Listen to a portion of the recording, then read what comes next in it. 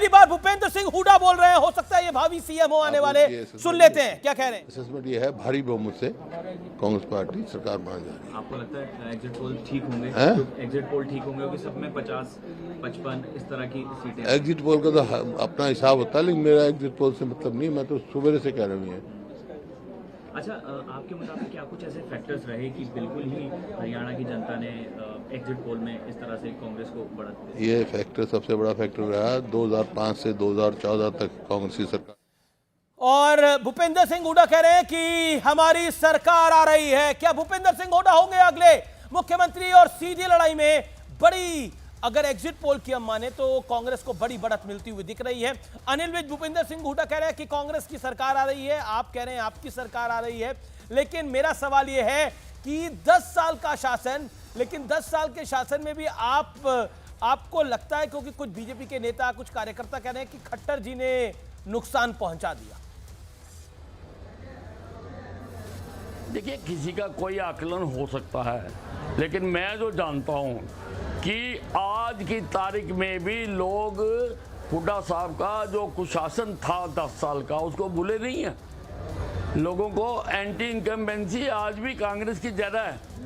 और जो जिस प्रकार से किसानों के ज़मीनों को सेक्शन 4, सेक्शन 6 लगाकर बिल्डर माफिया को दिलवाया गया, लोग भूले थोड़ा उसको, लोगों को याद है सब। लेकिन विज साहब, आपको याद है, लेकिन जनता को याद होता हुआ नहीं दिखाई दे रहा, क्योंकि एग्जिट पोल में तो आप इस समय काफी पीछे नजर आ रहे हो।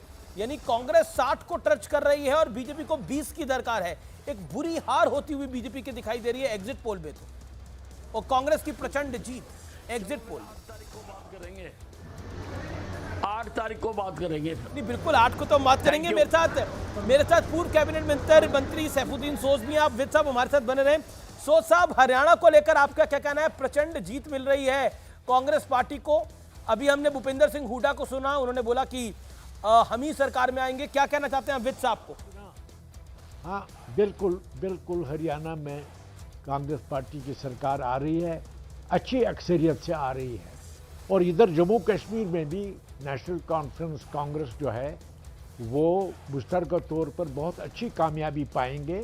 और दूसरे जो सेकुलर फोर्सेस है, पीडीपी दूसरे, वो भी मिल जाएंगे उनके साथ। और हमको 10 बरस बाद यहाँ बहुत ही कामयाब हुकूमत मिलेगी, अवामी खिदमत करेगी।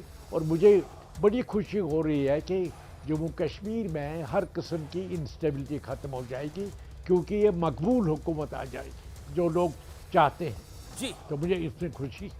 अनिल विज पूर्व गृह मंत्री हैं हरियाणा के। विज साहब, 370 हटने के बाद ये पहला चुनाव है, वहां पर बीजेपी को सीटें तो मिल रही हैं, लेकिन एनसी और कांग्रेस को जो गठबंधन है और पीडीपी को भी मिला ले तो उनका 47 का नंबर है, बीजेपी का 26 का नंबर है। तो बीजेपी यहां भी पीछे जाती हुई दिख रही है और बहुमत के आंकड़े को छू रहा है ये गठबंधन, अगर पीडीपी साथ हो जाती है। अगर की क्या बात है, मैं विज साहब से पूछ रहा हूँ। सोच साहब, मैंने विज साहब से पूछा ये सवाल। हाँ, विज साहब, नहीं, ऐसा कुछ नहीं है कि लोगों को जो खुशहाली आई है 370 हटने के बाद, जो वहाँ पर लोगों के हालात बदले हैं, जो वहाँ पर विकास होना शुरू हुआ है, उससे लोग खुश हैं वहाँ के। आप देखिए, कश्मीर में G20 की वहाँ पर कन्वेंशन हो गई, पहले कभी हो सकता था? सारे लोग वहाँ पर चाहते हैं कि वहाँ पर कारोबार बढ़े, टूरिस्ट ज़्यादा जाना शुरू हो गया वहाँ पर, तो लोग लेकिन सब कुछ हम तो एग्जिट पोल ही बता रहे हैं। उस एग्जिट पोल में गौरव भाटिया कह रहे थे अभी कुछ देर पहले कि नंबर बढ़ेगा, लेकिन नंबर कम होता हुआ दिखाई दे रहा है। एग्जिट पोल में 26 हो गया है। अब विज साहब, एक सवाल और, आपकी राय के अंदर कांग्रेस का बेहतर मुख्यमंत्री कौन होगा, कुमारी शैलजा या भूपेंद्र सिंह हुड्डा? आपकी राय में? दोनों ही नहीं है। नहीं, फिर भी अगर गलती से उनकी सरकार आ गई तो फिर? देखिए, पहली बात तो ये है कि मैं ये मानने के लिए तैयार ही नहीं कि कांग्रेस की सरकार आ जाएगी। और कांग्रेस के अंदर तो कितनी लड़ाई है, कितने गुट हैं, कितने धड़े हैं, एक दूसरे को हराने के लिए खड़े हुए हैं। एक एक दूसरे के खिलाफ रिबल लेकिन लेकिन कैंडिडेट लेकिन खड़े अरे किए आपकी उन्होंने। विद साहब जगह आपकी जगह एक चॉइस पर। होगी। मैं तो बड़ा सरल सा सवाल पूछा और आप तो बड़ा बेबाक बोलते हैं। आप तो इतना अच्छा बोलते हैं, भूपेंद्र सिंह हुड्डा या कुमारी शैलजा, चूज वन। नहीं, I am nobody to select, दोनों ही ऐसे ही हैं। दोनों ही ऐसे हैं। अच्छा चलिए, अच्छा नायाब सैनी को मुख्यमंत्री लाने का कोई फायदा हुआ बीजेपी को या फिर मामला और खराब हो गया है? नहीं, नायब सैनी ने काम किया आने के बाद, ऐसी बात नहीं है, काम किया नायब सैनी। तो खट्टर जी ने काम नहीं किया था? नहीं, खट्टर जी ने भी किया, लेकिन उसी काम को उन्होंने आगे बढ़ाया। अच्छा चलिए, खट्टर, अच्छा चलिए ये सवाल पूछ लेता हूँ, मनोहर लाल खट्टर और नायाब सैनी में से आपको बेहतर मुख्यमंत्री कौन दिखाई देता है? ये तो बता सकते हैं आप। नहीं, दोनों बढ़िया हैं। एक चूज करिए महाराज। हाँ जी, दोनों बढ़िया हैं। दोनों बढ़िया हैं। अच्छा विद साहब, आपने तो खुद दावेदारी पेश कर रखी है कि मैं भी बहुत सीनियर हूं, मैं भी मुख्यमंत्री बन सकता हूं।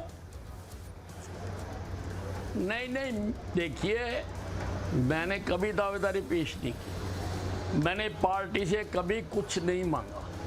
मैं सीनियर तो 2014 में भी था जब मनोहर लाल खट्टर जी को बनाया गया, और उससे पहले मैं विधायक दल का नेता था।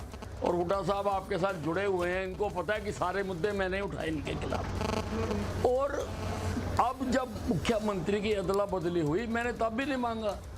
लेकिन एक चर्चा सारे हरियाणा में चल गई कि अगर नायब सैनी बन सकते तो अनिल विज क्यों नहीं। आप नाराज हो गए ना? उस पर हमारे कुछ लोगों ने कह दिया कि अनिल विज तो बनने नहीं चाहता, तो मैंने उस बात का जवाब दिया है, मैं मांगता नहीं हूँ, मैं दावा नहीं करता हूँ, लेकिन इस पार्टी चुनाव मुझे में तो आपने बनाएगी, बोला विद साहब, तो मैं आपने तो इस स्वीकार चुनाव करूंगा। में, आपने तो इस चुनाव में बाकायदा बोला, ऐलानिया बोला कि मैं मुख्यमंत्री, मैं भी रेस में हूं मुख्यमंत्री बनने की।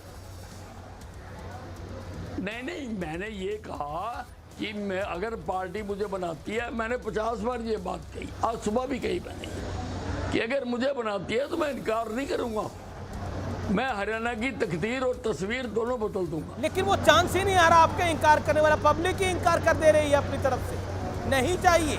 चलो लेट अस वेट।